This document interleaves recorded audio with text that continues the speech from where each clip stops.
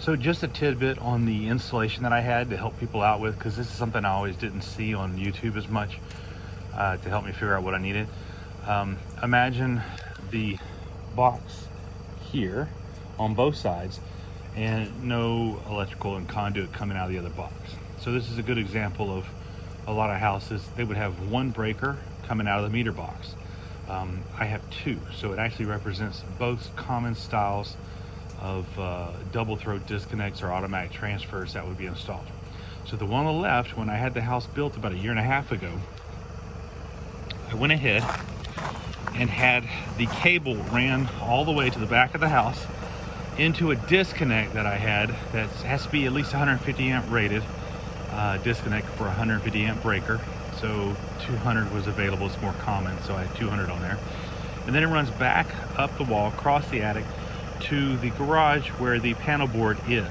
Now, that panel board has all the, I don't know if you say life support or not, but all the creature comforts, septic system, security gates that I put in later, perimeter security lights, camera system, the whole kitchen, all the refrigerators, freezers, deep freezer, wine chiller,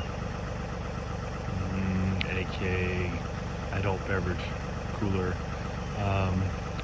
ovens, central air for the middle of the house, and everything else that you would need to live off of, and forget the stuff to the bedrooms. If you had to restrict it to one area of the house, which is the den, the kitchen, and the dining room, breakfast room, all of that in one area.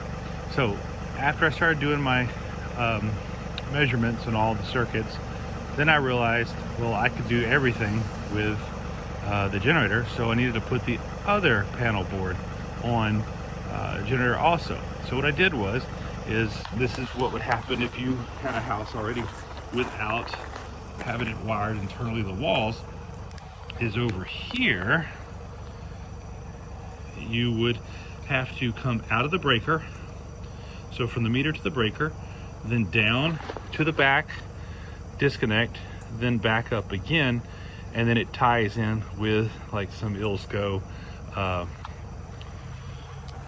terminal blocks or distribution blocks,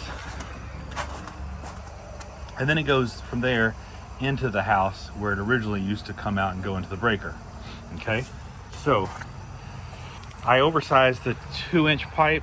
It was 1.5 will work, but I preferred to go ahead and make it easier myself to pull the the cable out through there.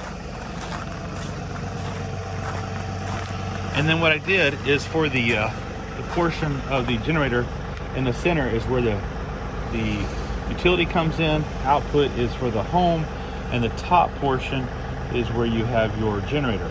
So it comes out the generator, comes down into this one, same thing over here, they wired the same. Then they go into an ILSCO block where this cable also goes into an ILSCO block on the third pole, and that way I tie both disconnects in. Now it's legal because there is a 90 amp breaker on the back of here, the double pole white ones, and that's for the output. So I have a 90 amp, and I use cable that is sized for over 90 amps to go around and connect in here. The connectors that I'm using are SB plugs from Anderson Power Poles. They're 175s, so they will handle up to 175, I think actually 180 amps, what the terminals are rated for if they're silver plated. And so I'm way above the 90 amp for safety. So if you have any questions, just give me a shout. I'll check the comments every once in a while.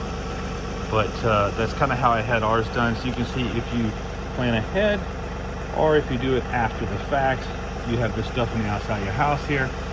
And I kept it low for cosmetic reasons, spousal reasons, to make her happy as well. But she might not have been happy with it, but I guarantee whenever the power goes out, she doesn't really argue with it. So she doesn't bring this up as an eyesore anymore because I kept it around the corner of the house. Anyway, let's get on to the rest of the tractor experiment.